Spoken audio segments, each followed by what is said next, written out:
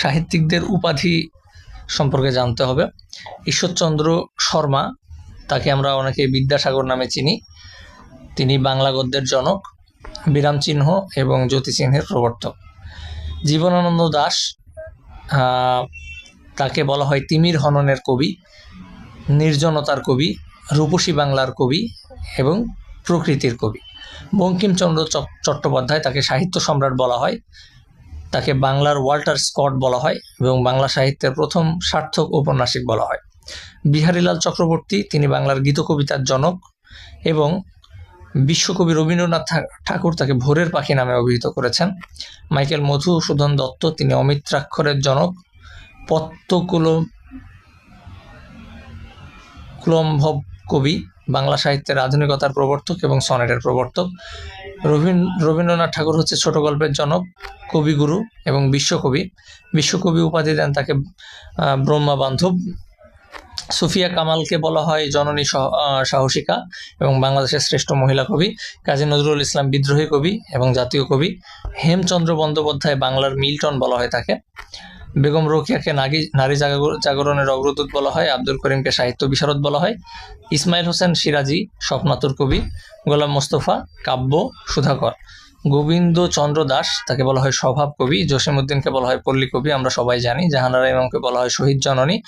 Doctor Mohammad শহীদুল্লাহকে বলা হয় ভাষাতত্ত্ববিদ। নজিবুর রহমানকে বলা হয় সাহিত্যরত্ন।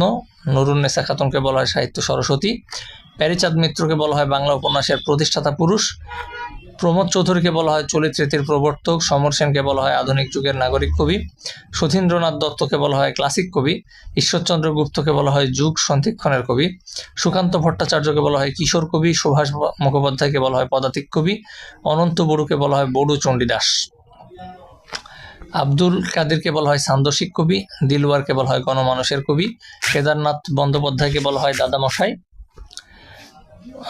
মধুসূদন মজুমদারকে বলা হয় দৃষ্টিহীন। বিদ্যাপতিকে বলা হয় মিথিলার কোকিল না, এটা মৈথিলীর কোকিল হবে, এবং কবি কণ্ঠহার। বিষ্ণুদেকে বলা হয় মার্ক্সবাদী কবি। ভারতচন্দ্রকে বলা হয় রায়গুণাকার বা প্রথম নাগরিক কবি। মুকুন্দরাম চক্রবর্তীর উপাধি হচ্ছে কবি কঙ্কন। মালাধর বসুকে বলা হয় গুণরাজ খান। মোজাম্মেল হককে বলা হয় শান্তিপুরের কবি। মুকুন্দ দাসকে বলা হয় চারণ কবি। যতীন্দ্রনাথ সেনগুপ্তকে বলা হয় দুঃখবাদী কবি। রম নারায়ণকে বলা হয় তর্করত্ন। আলাউলকে বলা হয় মহাকবি। শরৎচন্দ্রকে বলা হয় অপরাজেয় কথাশিল্পী। শামসুর রহমানকে বলা হয় নাগরিক কবি। ফখরুল আহমেদকে বলা হয় ইসলামী রেনেসার কবি। হাসন রাজাকে বলা হয় মর্মী কবি। হাবিবুর রহমানকে বলা হয় শিশু সাহিত্যিক। সত্যেন্দ্রনাথ দত্তকে বলা হয় ছন্দের জাদুকর। বাহরাম খানকে বলা হয় দৌলতে উজির। অমৃতলাল বসুকে বলা হয় রসরাজ। আব্দুল হককে বলা হয় কলম সৈনিক। পঞ্চানন কর্মকারকে বলা হয় মল্লিক। মোহিতলাল মজুমদারকে বলা হয় সত্যসুন্দর দাস। শহীদুল জহিরকে বলা হয় ডিমান্ডিং লেখক।